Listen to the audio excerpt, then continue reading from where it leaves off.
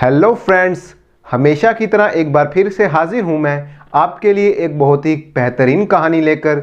ये कहानी बहुत ही भावनात्मक कहानी है, इसलिए आपसे रिक्वेस्ट है कि कहानी को पूरा ज़रूर देखिएगा। तो चलिए देखते हैं हम आज की कहानी।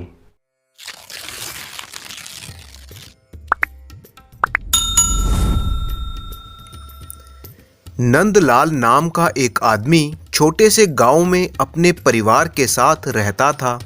नंदलाल के परिवार में उसकी पत्नी और 2 बेटे थे, बड़ा बेटा मनोहर और छोटा बेटा रघु।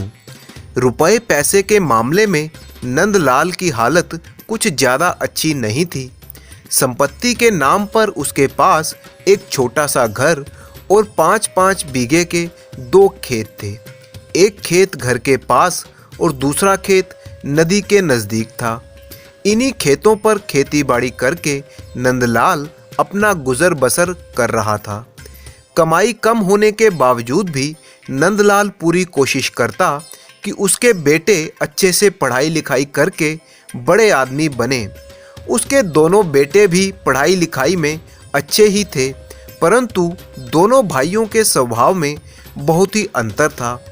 जहाँ एक तरफ मनोहर पढ़ाई में होशियार होने के साथ साथ बोलने में भी बहुत तेज तर्रार था, वहीं दूसरी तरफ छोटा भाई रघु पढ़ाई में तो अच्छा था, परंतु वो कुछ शांत स्वभाव का था, अपने मन की बात मन में ही रखने वाला।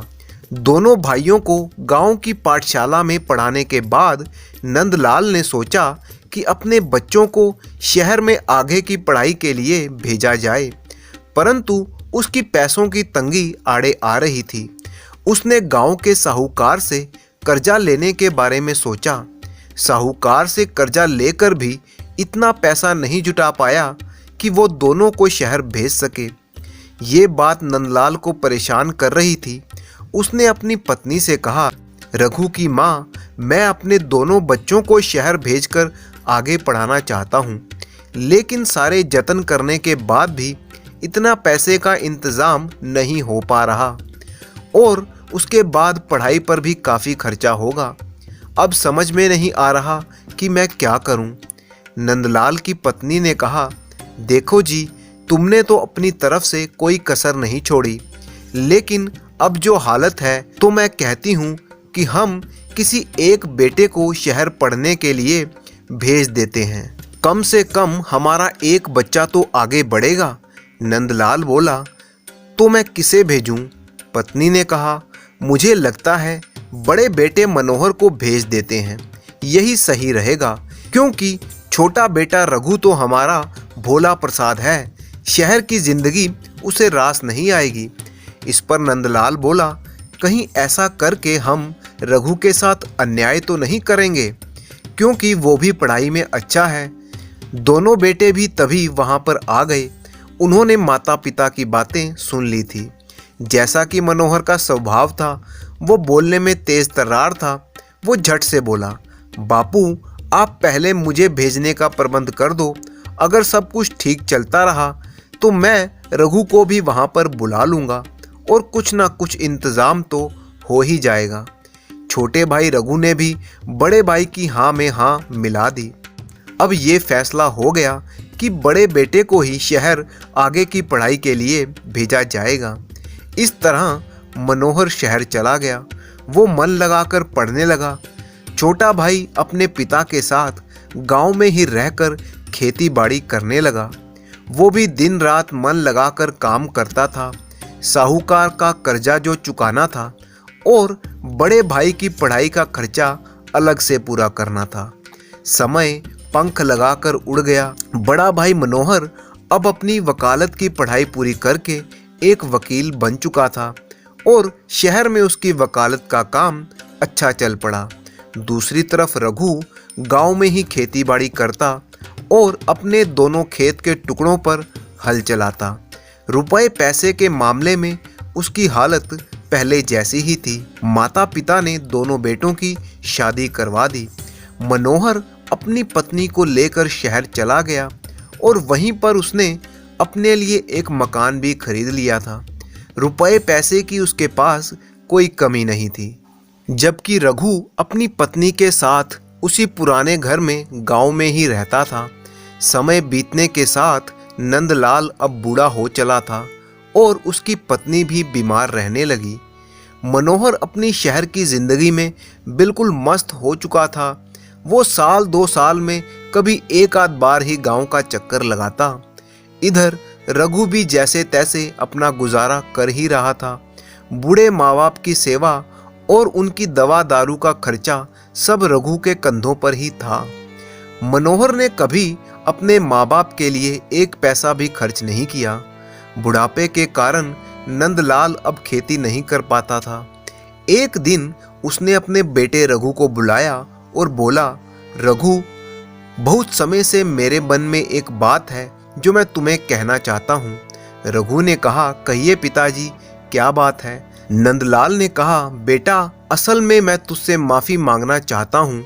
रघु ने बड़ी ही हैरानी से कहा, आप ये कैसी बात कर रहे हैं पिताजी? तब नंदलाल बोला, हाँ बेटा, ये माफ़ी मैं तेरे साथ हुए अन्याय के लिए मांग रहा हूँ। जब मैंने तेरे बड़े भाई को शहर आगे की पढ़ाई के लिए भेजा था तो मुझे तुझे भी शहर भेजना चाहिए था। मैंने ये मौका तेरे से छीन लिया। उस समय बात सिर्फ पैसे की ही नहीं थी, बल्कि मेरे मन में भी ये स्वार्थ था कि मैं तुझे अपने पास ही रखूँगा तो तू मेरे बुढ़ापे का सहारा बनेगा, क्योंकि मुझे ये अंदेशा पहले से ही था कि शहर जाकर तुम भी तुम्हारे बड़े भाई की तरह निर्मोही ना बन जाओ।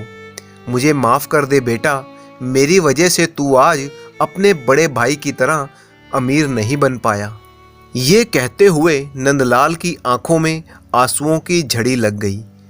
रघु ने पिता को हौसला देते हुए कहा, आप दिल छोटा ना करें पिताजी, हमारे घर में किसी चीज़ की कोई कमी थोड़े ही है। और ये कहते हुए उसने अपने पिता को गले लगा लिया। कुछ दिनों बाद ही अचानक नंदलाल की मृत्यु हो गई।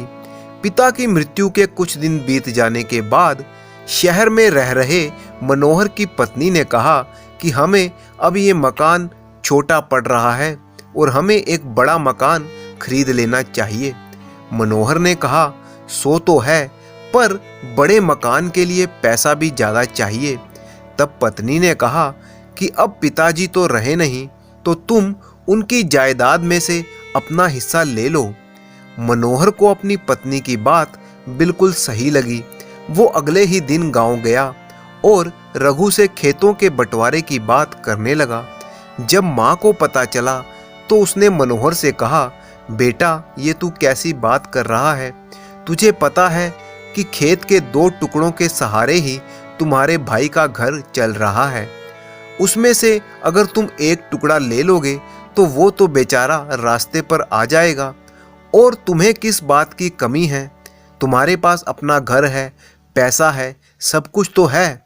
और साथ ही ये मत भूलो कि तुम्हें कामयाब बनाने में भी तुम्हारे छोटे भाई का ही हाथ है। तुम्हारी पढ़ाई का खर्च और साहूकार का कर्जा चुकाने में उसने दिन रात एक कर दिया था। ये सुनकर मनोहर को गुस्सा आ गया। वो बोला, माँ, मैं आज जो भी हूँ तो सिर्फ अपनी मेहनत के बलबूते पर ही हूँ। मुझे आप जायदाद में से मेरा हिस्सा दे दीजिए बस। आखिरकार हार कर खेतों का बंटवारा कर दिया गया। 5 बीघा का एक टुकड़ा बड़े भाई मनोहर को और 5 बीघा का दूसरा टुकड़ा रघु को दे दिया गया। रघु पर तो मानो बिजली गिर गई हो। उसकी कमाई पहले से ही कम थी और अब वो भी आधी ही रह गई थी। वो सोचने लगा कि जिस भाई के लिए दिन रात खून पसीना बहाया वो ऐसा करेगा, ये तो उसने कभी सोचा भी ना था। खैर, मनोहर ने अपने हिस्से की जमीन का टुकड़ा बेच दिया और जो भी पैसे मिले उसमें और पैसा मिलाकर शहर में एक बड़ा मकान ले लिया। अब वो और उसकी पत्नी बहुत खुश थे। इधर रघु की हालत दिन ब दिन बिगड़ती ही जा रही थी। उसकी कमाई आधी हो जाने से घर में रुपयों पैसों की तंगी और भी ज़्यादा बढ़ गई। कई बार वो ये सोचता कि अपना 5 बीघा का खेत बेच दूं और शहर जाकर कोई मेहनत मजदूरी का काम कर लूं, पर फिर उसे लगता कि ज़मीन बेचकर जो पैसा मिलेगा वो कितने दिन चलेगा। इसी उधेड़ बुन में उसके दिन बीत रहे थे। उसकी माँ उसे हौसला देती, बेटा तू फिक्र ना कर, तूने जो माँ बाप की सेवा की है उसका अच्छा परिणाम तुझे जरूर मिलेगा। कुछ समय बीतने के बाद माँ की भी मृत्यु हो गई। एक दिन रघु रोज की तरह अपने खेत की तरफ जा रहा था तो रास्ते में उसे गांव के मुखिया जी मिल गए और वो रघु से बोले, रघु तू किधर घूम रहा है, मैं कब से तुझे ढूंढ रहा हूँ। रघु ने कहा, क्या हुआ मुखिया जी। मुखिया ने बड़े ही उत्साह से कहा, बेटा तेरे दिन बदलने वाले हैं। रघु ने हैरान होकर कहा, क्या मतलब है मुखिया जी। तब मुखिया ने कहा, सुन रघु, जहाँ तेरा 5 बीघे का खेत है उसके नज़दीक से अब एक हाईवे बनने वाला है, मतलब शहर और गांव को जोड़ने वाली एक चौड़ी सड़क वहां से बनने वाली है। तो बस उसी की वजह से वहां की ज़मीनों की कीमतें कई गुना बढ़ गई हैं। तेरे छोटे से खेत की कीमत भी अब लाखों में लगेगी। हम में से कई किसान वहां की अपनी ज़मीनें बेच रहे हैं, तू कहे तो तेरी ज़मीन भी ऊंची कीमत पर बिकवा दूं। ये सुनकर रघु की तो मानो मन की मुराद पूरी हो गई हो। उसने तुरंत इसके लिए हाँ कर दी। कुछ समय बाद रघु को उसकी ज़मीन की ऊंची कीमत मिल गई। उसने उन पैसों से कई गायें और भैंसें खरीद ली और दूध का व्यापार शुरू कर दिया। मेहनती तो वो शुरू से ही था और उसका ये काम खूब चल निकला। उसका दूध शहर तक सप्लाई होता था। अब उसके दिन बदल गए और एक समय वो भी आ गया जब धन संपत्ति के मामले में वो अपने बड़े भाई मनोहर से भी कई आगे निकल गया। परंतु उसने कभी भी इस बात का अहंकार नहीं किया। वो तो इसे बस अपने माँ बाप का आशीर्वाद ही मानता था। अब उसकी आगे की ज़िंदगी बहुत ही सुखमय हो गई। इसी तरह की मज़ेदार कहानियाँ सुनने के लिए चैनल को सब्सक्राइब कर लीजिए। वीडियो को लाइक और कमेंट करना बिल्कुल मत भूलिएगा। Thank you for watching.